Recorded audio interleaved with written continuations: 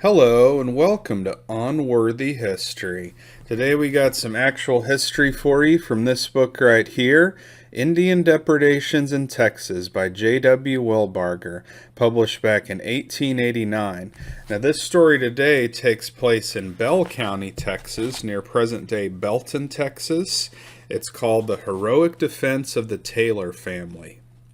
This full and authentic narrative of the wonderful heroism of the Taylor family in Bell County in 1835 has been kindly contributed by James T. DeShields. As early as 1833 and 1834, the brave and hardy pioneers of Robertson's Colony, or Old Milam Land District as it was known, had pushed as far west as the present county seat of Bell County. Among the first who came was the Taylor family, who settled in the Three Forks of Little River, a place since known as Taylor's Valley, about 3 miles southeast of the present town of Belton. The home of the Taylors consisted of 2 rude but substantial log cabins, with a covered passage between. The family consisted of Mr. and Mrs. Taylor, 2 youthful sons, and 2 daughters. One of the latter, Miss Frances, being a daughter of Mrs. Taylor by her first husband, and who afterwards became the wife of a noted citizen in the early history of Bell County, George W. Chapman. At this time, the surrounding country was very sparsely settled. Indeed, the nearest neighbors of the Taylors were a few brave and adventurous persons who were forted up in log cabins several miles further down Little River. The thrilling incidents that I will now narrate occurred sometime in the month of November 1835. As usual, the family had retired for the night, the parents and girls in one room and the boys in the other, little dreaming that their rest would soon be broken, and that they would soon participate in some dangerous and stirring scenes. But then, as now, life was a mixture of joys and sorrows. Hidden dangers were always lurking around the unprotected and lonely cabins of the brave pioneers. Sometimes they were deluded into a sense of security when suddenly their hopes were blighted. But when danger presented itself, they were quick to take in the situation, and they always prepared to defend themselves or fight to the bitter end, no matter how fearful the odds were against them. The Taylors were no exception to this rule, especially the heroic Mrs. Taylor, as we shall see.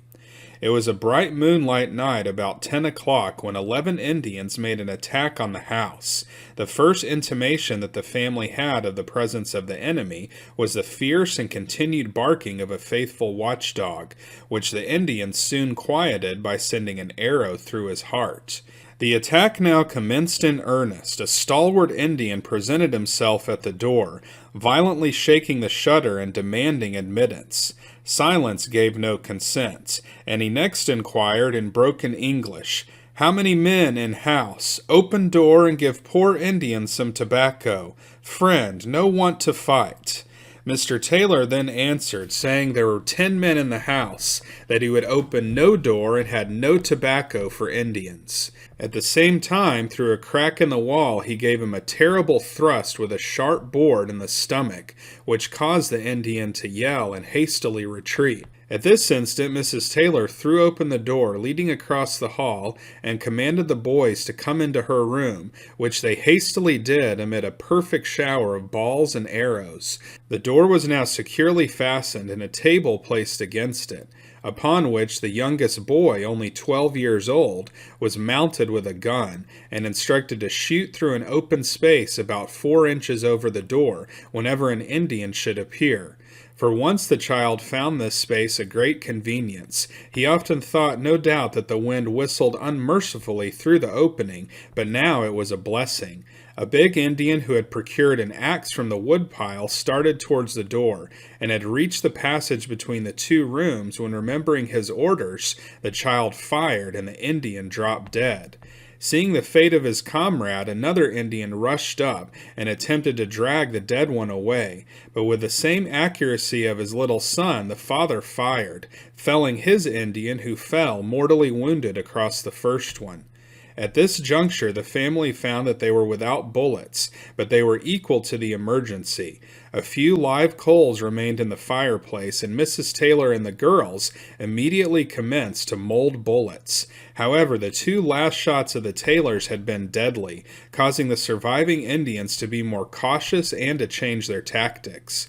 They now set fire to the farthest end of the vacated room, and immediately commenced to yell and dance while the flames made rapid headway to the roof and towards the adjoining room. In the covered passageway before referred to and suspended to the joists was a large amount of fat bear meat. The burning roof soon began to cook the meat, and blazing sheets of oil fell upon the wounded Indian, who writhed and hideously yelled, but was powerless to extricate himself from this torture. Mrs. Taylor had no sympathy for the wretch, but peeping through a crack expressed her feelings by exclaiming, "Go on and howl, you brute! Your meat is not fit for the hogs, but we'll roast you well for the wolves."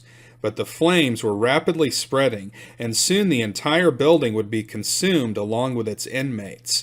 Something must be done, and that too at once. Mr. Taylor now gave up all hopes, declaring his wish to rush out and surrender to the Indians. To this proposition the heroic Mrs. Taylor would never consent, preferring to perish in the flames, bravely fighting rather than place herself and her children in the hands of a band of bloodthirsty and merciless demons to be tortured to death. The brave woman was equal to the emergency, great as it was. Fortunately, there was a supply of homemade vinegar and milk in the house, and with this she declared she could put out the fire. Suiting her actions to her thoughts, and with a bravery evinced by few men, she mounted a table from which she could reach the roof, and immediately commenced to tear away the boards, which were not nailed down, making an open space in advance of the near-approaching flames. Bearing her head and her body through the opening, she commanded her daughters to pass the fluids up to her, which she coolly and judiciously distributed on the fire, and soon succeeded in quenching the flames. During all this time, the Indians were yelling like so many demons, and shooting arrow after arrow at her exposed form, while the brave woman worked away seemingly undaunted.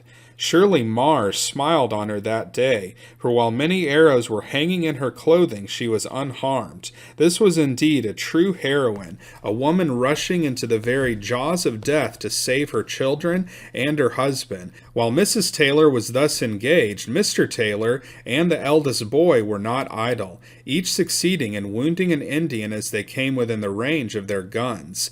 Having accomplished her hazardous mission, Mrs. Taylor came down from the roof and soon discovered an Indian was in the outer chimney corner, endeavoring to start a fire, and peering through a considerable hole burnt through the dirt and wooden jamb.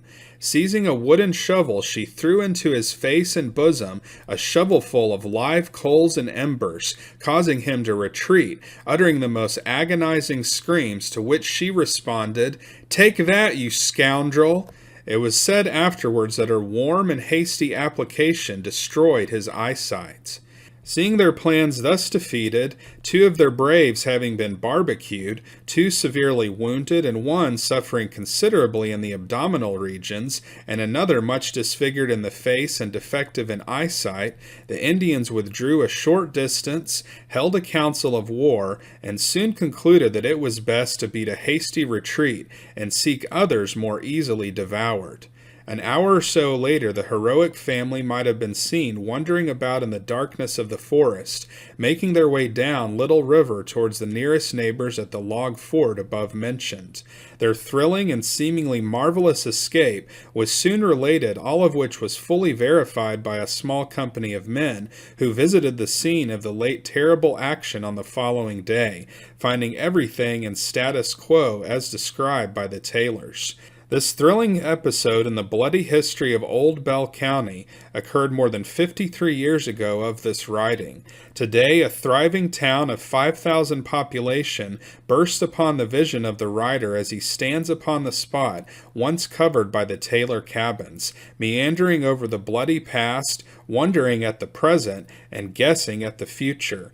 Reverting thus far in the misty past reminds us of the fact that Bell County has an unwritten history of its own, bathed in the blood of its noble old pioneers, nearly all of whom have long since passed away from the scenes of action. But the strife is over, and their gratuitous services are no longer required. Sacred be the memory of the dead. All honor to those who still survived those troublesome times. Mrs. Chapman, now of Atascosa County, Texas, is the only surviving member of the Taylor family, and as she was a witness to the scenes here described, she will fully verify the above statements. James T. DeShields. So that's it for this episode. This was really quite a story, and one with a happy ending for the settlers, as they were actually successful in defending their cabins from 11 Indians who attacked back in 1838. So if you want to hear more episodes like this, then be sure to like and subscribe, and we'll see you next time on Unworthy History.